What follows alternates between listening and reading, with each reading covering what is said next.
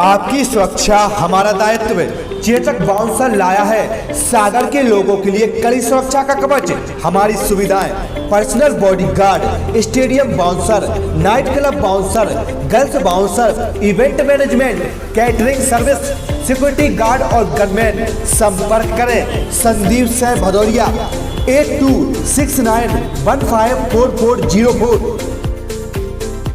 देश प्रदेश में कोरोना के बढ़ते प्रकरणों और सी की सैंपलिंग, टेस्टिंग तथा रिजल्ट के मद्देनजर बुंदेलखंड मेडिकल कॉलेज के माइक्रोबायोलॉजी विभाग में नवनिर्मित वायरोलॉजी लैब सभी जिलेवासियों के लिए सौगात साबित होगी। वायरोलॉजी लैब के नए उपकरणों के साथ किसी भी चुनौती का सामना करने के लिए सागर पूरी तरह तैयार है।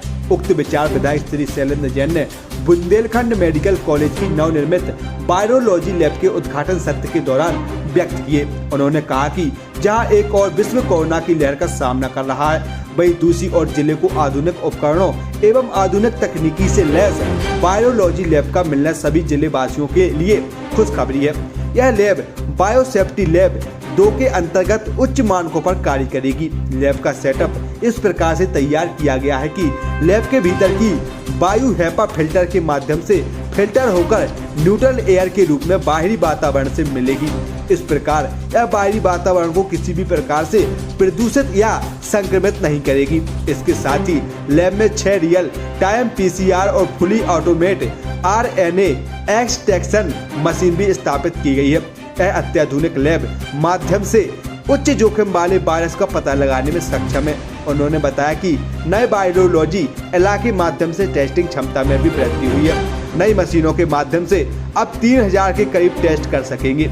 उल्लेखनीय है कि यह लैब 2.5 करोड़ रुपए की लागत से बनाई गई है, जिसमें 1.5 करोड़ रुपए ICMR ग्रांट के तहत तथा 1 करोड़ रुपए राज्य सरकार द्वारा प्रदान किए गए हैं।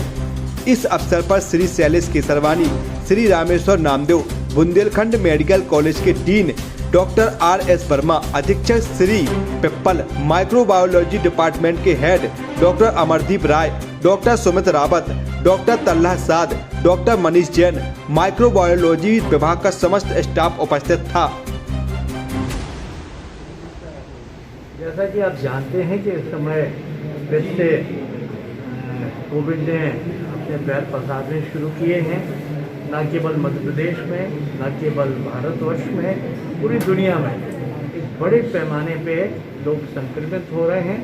और इन्हीं सभी विषयों को ध्यान में रखते हुए हमारे BMC प्रशासन ने और माननीय कमिश्नर रेवेन्यू कमिश्नर माननीय मुकेश शुक्ला जी ने, जो हमारे इसके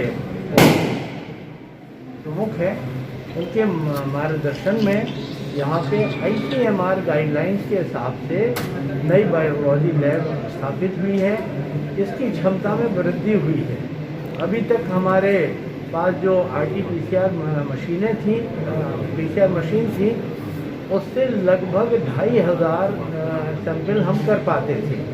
अब हमारे पास 6 मशीनें हो गई हैं। अब इन मशीनों के माध्यम से हम लगभग 3000 से भी अधिक सैंपल जो है प्रतिदिन इनका एनालिसिस करके रिपोर्ट दे पाएंगे। तो एक चीज़ तो ये हो गई। दूसरी चीज़ ये थी कि इसके पूर्व में जिस तरह का सेटअप हमारे पास था, उसमें सैंपल के कंटेमिनेट होने की संभावनाएं बहुत होती थी।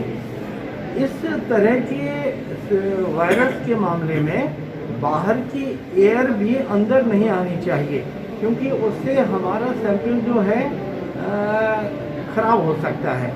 और यहाँ से जो भी एयर बाहर जाएगी वो कंटेमिनेटेड एयर होगी, पॉल्यूटेड एयर होगी। तो उस एयर को भी हम प्रोसेस करके थ्रू हमारे फिल्टर्स लगे हुए हैं, फिल्टर्स के माध्यम से बाहर फेंक। तो आप ये मान लीजिए कि एक तो हमारे जो सैंपल हैं उसके ख़राब होने की संभावनाएं नगण्य हो गई हैं। और यहाँ से जो एयर बाहर जाएगी तो बाहर के लोगों को इससे इन्फेक्शन होने की संभावनाएं भी लगभग शून्य हो गई हैं। तो ये इस तरह की अपने आप में बहुत अल्ट्रा मॉडर्न हमारी लैब है और इसके माध्यम से हम बहुत एक्यूरेट रिजल्ट देने में सक्षम होंगे। इसके लिए ICMR गाइडलाइंस के हिसाब से हमने 50 लाख रुपए जो है इसके भवन के लिए और 1 करोड़ रुपए गवर्नमेंट ऑफ इंडिया ने हमें इक्विपमेंट्स के लिए दिए हैं।